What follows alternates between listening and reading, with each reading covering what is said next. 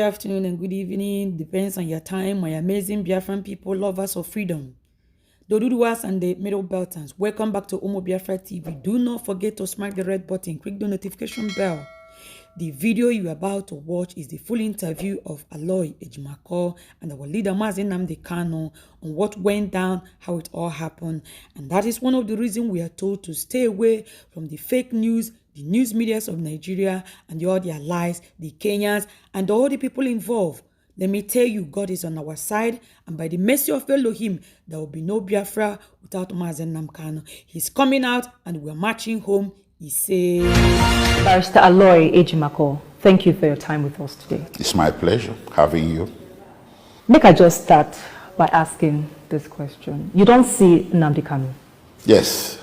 First of all, for the benefit of the viewers, what I'm about to say will be best expressed in English than Pidgin, so I must apologize for that, because legal terms will be occurring here a lot today. Yes, I met him yesterday for almost 3 hours at the headquarters of the DSS in Abuja, and we had quite an interaction, private interaction initially, and later on he was interviewed by 3 DSS officers in my presence.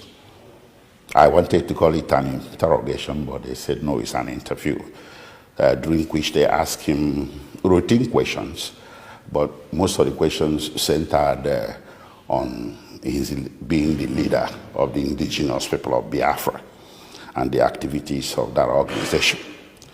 So he answered the questions in a relaxed atmosphere, with bearing in mind his constitutional rights not to incriminate himself. Of course, some of the questions had background information that he considered incomplete, and he told the officers that he was not able to answer some of those questions because the information that they supplied to him was incomplete. So the interview went without incident, and at some point it was brought to a close. I think maybe there's going to be another interview to be scheduled, but I have not been informed of that yet. And you go there in that other interview, you go there with your client, Nnamdi Kanu, for those other interviews will go happen after today? Will you go? You go there with your client? Yes, I go there with her. Normally, his right to counsel has attached. So any further interview, whether it's called interview or interrogation, any interaction on the matter as to what he did or what he didn't do or the allegations can never occur without presence of counsel. If he does, he'll be tainted and it will be inadmissible in court.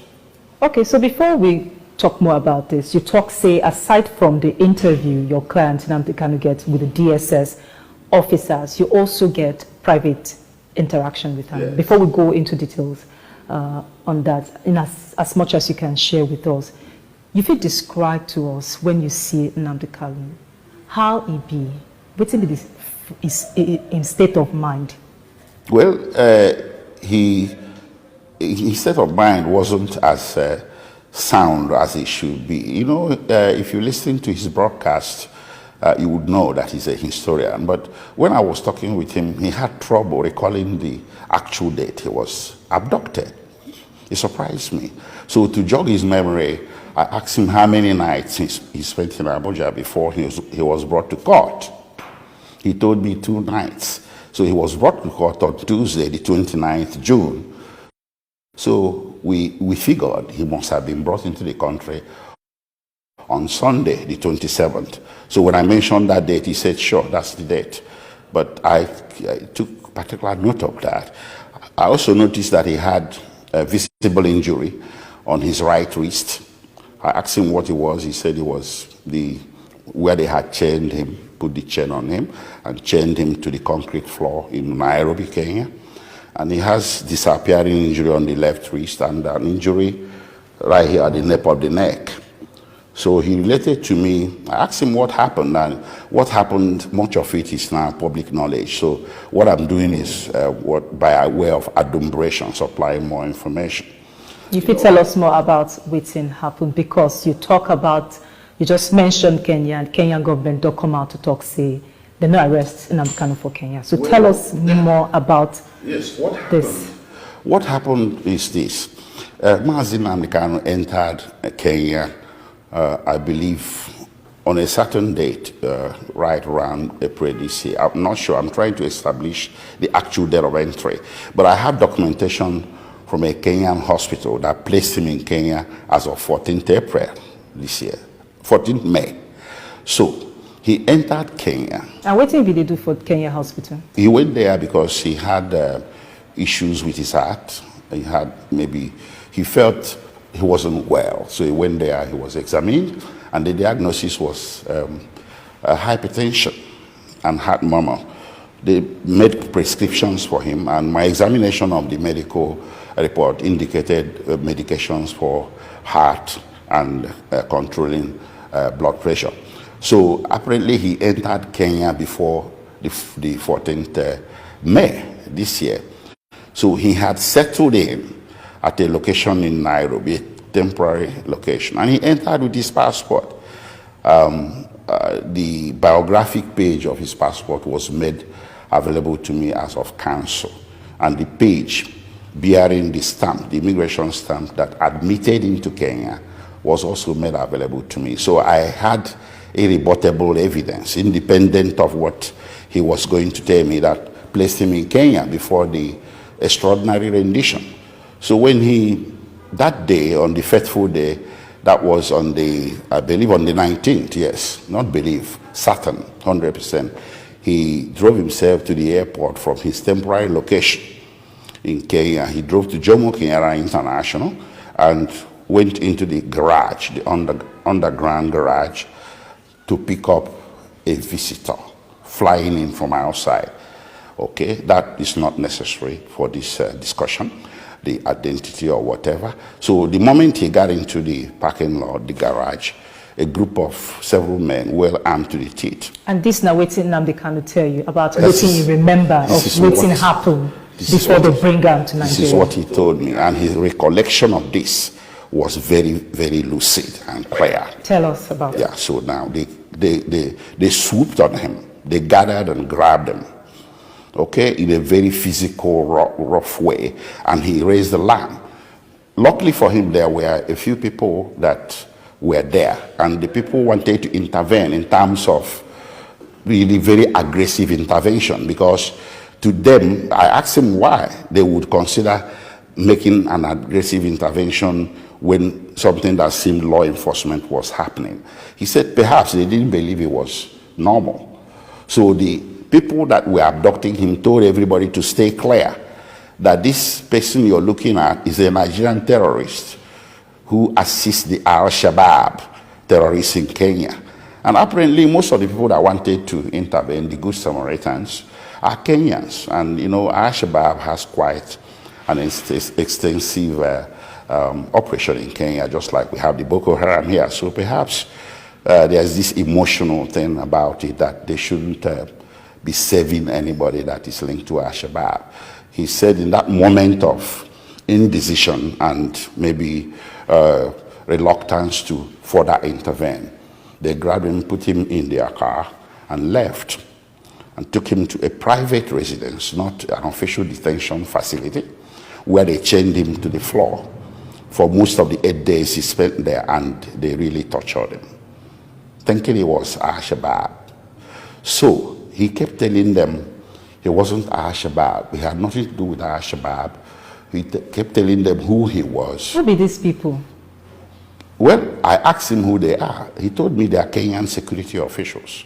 I asked him why. He said the insignia, the carriage, that he had arrived Kenya, so he had a bit knowledge of the terrain and how the law enforcement functions and the sort of things they wear, how, you know, that they were brazen with weapons openly. It couldn't have been private parties or, you know, some rogue agents doing that. He told me that the thing has a 100% degree of officialdom to it. So they took him to that location, and they were torturing him, and I'm sorry to say they really beat him a lot. So, but at some point when he was trying to explain himself, he told me he was blindfolded most of the time, chained to the floor, bare floor. And he told me that it looks like one of them decided to be a little bit intellectual about the whole thing and went out and maybe got some information, came back and said, hey, listen, he's not what we think he is. They lied to us. And that was when they disclosed to him that, listen, the real purpose of grabbing you was at the behest of the Nigerian government. Nigerian government hired us to grab you, to abduct you with that information that you are linked to Al-Shabaab. He said, okay, you gotta let me go. He said, no. We are committed already. We have to hand you over. But the Kenyan government don't clearly talk, say they don't get hand for this, and they no arrest Nnamdi Kanu for the ground. And also the federal government never come out to talk anything about where your client, where they arrest your client from. Okay. Anyway, I have, you see, it's not going to be a question of he said, she said. I'm a lawyer. I operate on the basis of independent and credible evidence. The Kenyan High Commissioner might have sounded credible to the general public, but information available to me can impeach every single word she uttered, including the denial that came from the home government. I have immigration stamp placing Nnamdi Kanu in Kenya just 2 months before his abduction. I have medical evidence placing him at a Kenyan hospital. Okay? And I have his own word. He's a man of sound mind. Then, fourthly, after the Guardian newspaper UK broke the news that Mazi Nnamdi Kanu's British passport was still in Kenya, the following day, Kenyan authorities raided that very location for the first time, from where he took off to the airport. So he connected the dots. And what's in your client, Nnamdi Kanu, tell you about how they move him from Kenya, as you talk, say he tell you, to Nigeria? Yes. You see, he said on the fateful day, that was the 27th on Sunday, 27 June, they drove him in a car to Jomo Kenyatta International Airport, blindfolded him, and bundled him inside a private jet, like a Learjet. I asked him if it's a Boeing 777, so whatever, or Airbus, the big ships. He said, no, it's a normal private jet that you often would see some people owning private jet, that kind of size. And he was the lone passenger in that jet, in that plane, and he didn't clear immigration. They drove him straight, on the tarmac, straight to the plane, and very close to the plane, and put him inside the plane with Nigerian security officials, and left about 12 noon in the afternoon, and landed Nigeria same day in the evening, around something after 4 or to 5. You talk about the fact, say, you don't see your client. You talk about his physical and mental state. Tell us more about his mental state. You talk, say, he seemed to be like, say, he seemed to forget things. No, that's not what I mean. What I meant is this, that he appears like somebody who has been mentally traumatized. So he's unwilling to talk about one or two things until you prompt him. Like when I prompted him about the date, that's the conclusion I drew. How many nights he spent in Abuja. Is he afraid? No, he's not.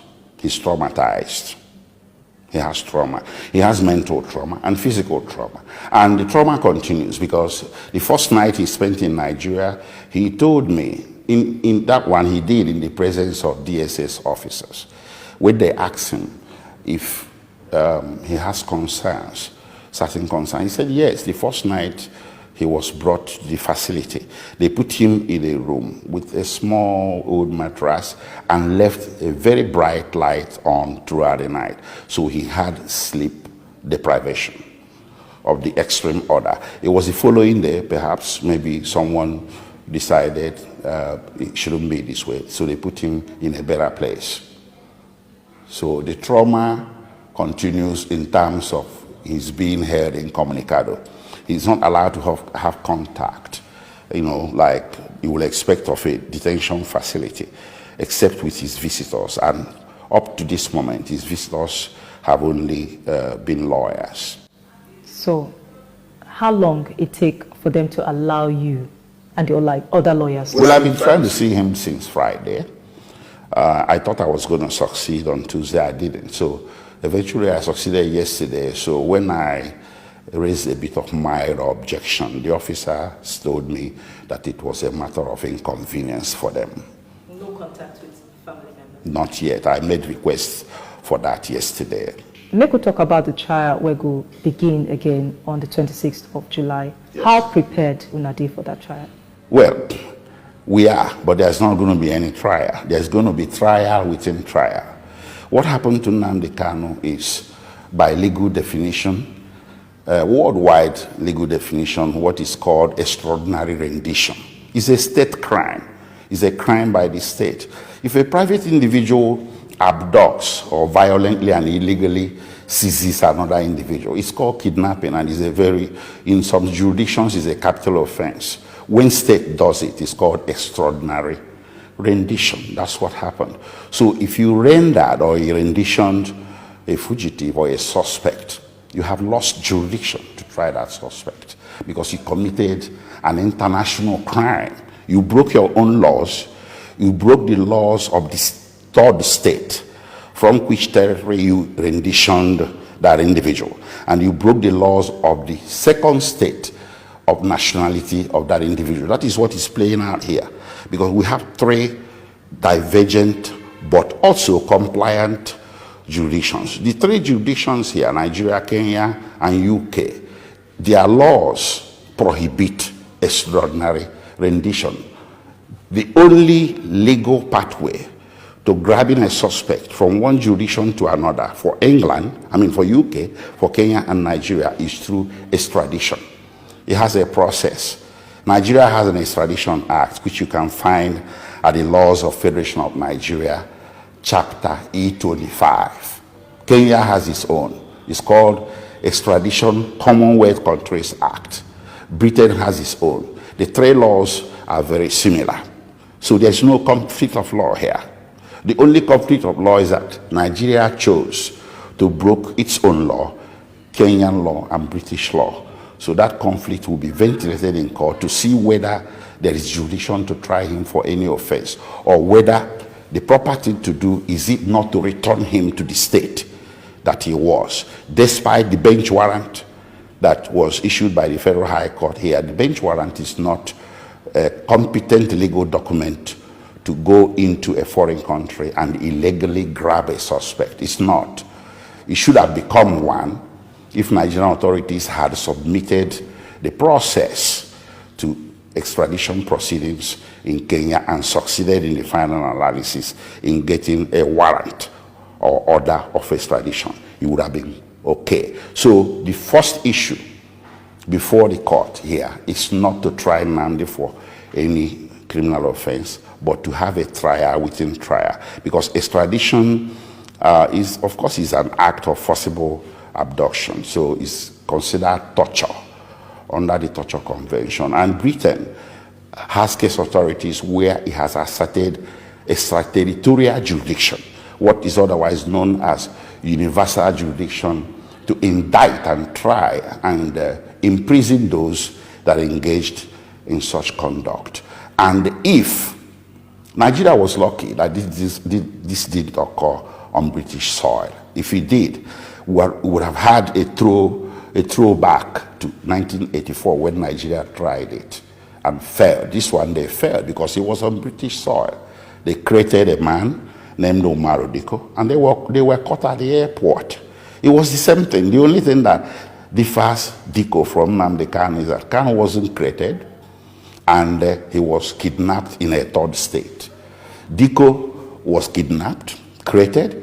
At the airport, British authorities got suspicious and the whole thing unraveled. 17 men were arrested, 4 were in prison for between 6 to 8 years and deported when they were out of jail. Britain broke diplomatic relations with Nigeria for 2 years. They expelled the Nigerian ambassador, the High Commissioner, and some diplomatic staff found complicit in that grievous crime. And it was a whole lot of noise internationally. And Nigeria's subsequent request, formal request, meritorious request for extradition of Diko and the other Nigerians wanted who were in UK, were summarily denied by Britain. So there are definitely, for sure, countervailing measures when a nation tries to commit such a grievous crime just because they want to have a suspect before their judicial authorities. There are things that the country should have done right, but he decided not to do it. Okay, so they've been calls don't come from different quarters, from different groups, say the federal government must handle this case on a fair note, that the trial must happen, Nnamdi Kanu trial must happen on a fair note. Does this make you optimistic? Fair trial? That Nnamdi Kanu must have a fair trial? You see, there is it's an oxymoron. It's a contradiction to say that a jurisdiction that broke the laws of 3 countries and the international law, that's the 4th component, to bring a suspect before that jurisdiction should be expected to give fair trial to such individual. But like I said, we haven't even gotten to that bridge yet. When we get to the bridge of whether he's going to get fair trial or not, we are going to ventilate it. The bridge we have to cross first is the bridge of testing the impact on the jurisdiction of Nigeria to try Nnamdi Kanu for any criminal offenses stemming from the extraordinary rendition. That's where we are. So finally, pretty weighty allegations and accusations against your client.